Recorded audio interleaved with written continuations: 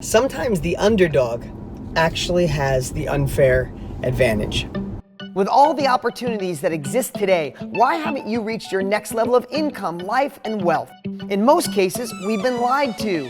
We've been told that if you find the right opportunity and you work hard, you can be successful. And that's simply not true. Millionaires, billionaires, and successful people have realized you need the foundation for wealth, the habits. And that's exactly what you'll be learning on the Millionaire Success Habits podcast. All success starts here. You know, I always felt like the underdog. I was always small in school. I was literally, hands down, not just kind of the smallest kid in school. I was the smallest kid in school. Plus, we didn't have any money. I mean, I say that it's not like the story just for my marketing. We truly didn't have money. My mom worked 2 jobs to make $90 a week. My dad worked in his collision shop to probably make 25, 30 grand a year, worked his butt off. They were hard workers. There was no correlation between hard work and making money, though. It's smart hard work, right?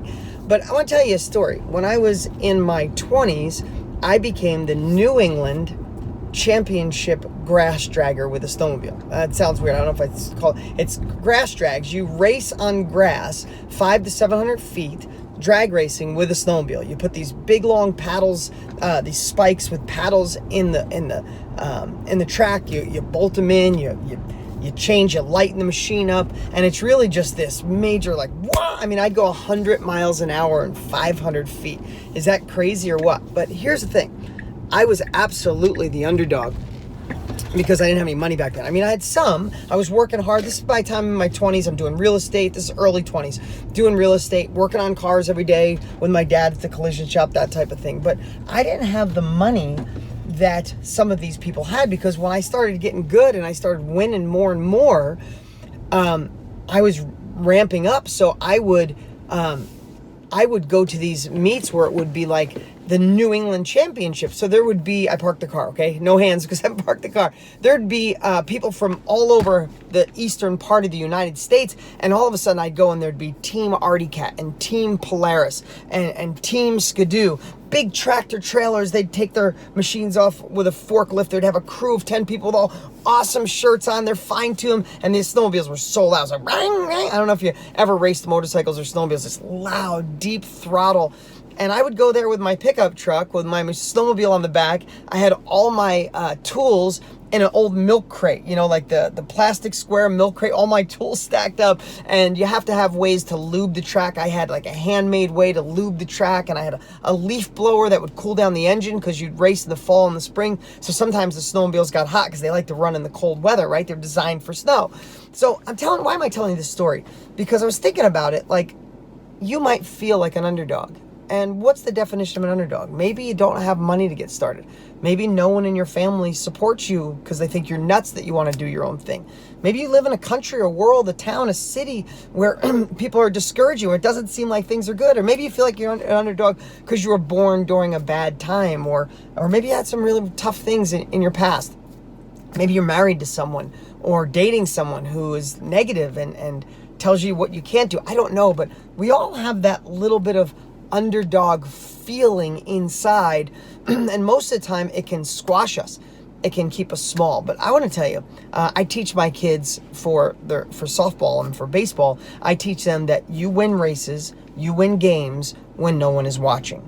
And I've been implementing that to them because I want them to practice. Like, you don't win when you're on the pitcher's mound and you get the glory. You don't win, I've said this before, but you don't win as a rock star just when you're up there jamming to 50,000 people. You're winning when you're throwing 100 balls in the dark when no one's watching up against the fence, or you're jamming on the guitar, you know, till late at night when no one's watching that. You win when no one's watching. Well, I won New England State Snowmobile Championship when no one was watching. You see, I was the underdog. These people I ended up racing when I got to the highest level. And I used to race, I had a Polaris 650. Not that that means anything to you. It was a 1989 Polaris 650 snowmobile. But I raced in the 650 class, the 700 class, and the 800 class. And I'd win all 3 of them. Now, I didn't have the money these other guys did. I didn't have a full-time set of mechanics. I didn't have a tractor trailer with separate engines and new clutches and all this stuff. I just had me, and a buddy would come with me. A buddy or two would come with me in a milk crate and my tools in it. But you know what I did? When no one was watching, being the underdog, I knew I didn't have the money. I couldn't beat them. I couldn't outspend them. I couldn't hire a full-time mechanic. That wasn't my life. I had worked all day with cars and real estate, and on weekends I'd go do that. But what I used to do is I'd go out in the apple orchard behind my house when no one was watching, and I perfected this. I don't want to get too technical, but I perfected the clutching because I couldn't afford to get my motors redone enough to get a lot more horsepower. Cars go faster with more horsepower.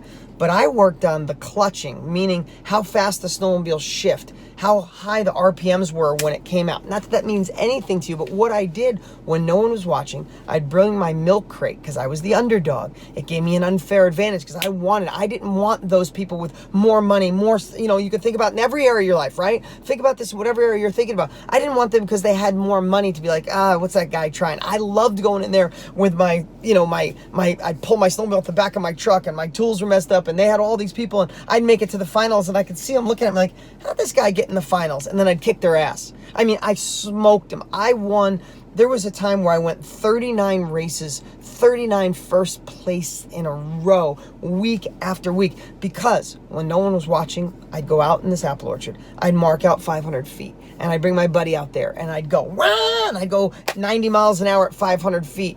And I'd go back and I'd time it and I'd write it down like, the clutching. I think I could let the RPMs go up. And I literally used to have a file that this doesn't mean anything, but think of the intricacies of this. I would have a file and I'd file the clutching because in snowmobiles, and I haven't raced a snowmobile in 25 years, but it's a centrifugal clutch is what makes it shift on its own. It's not like a manual shifter. It's not automatic like your car. It's a clutch system. So inside this clutch are weights. And as it starts going around in circle, the revolutions per minute, it throws the clutches, it throws the weights out and it makes it shift. So I figured a way to change the angle so they'd flip up quicker, or I'd lighten them down. I'd grind a little bit off the side, make them go quicker. And I changed the weights in the clutching. I did all this stuff that I couldn't have, because I couldn't afford the horsepower. I couldn't afford to send my engine out and spend 10 grand to make it just this pristine engine. So I messed with the clutching. Then I took gearing.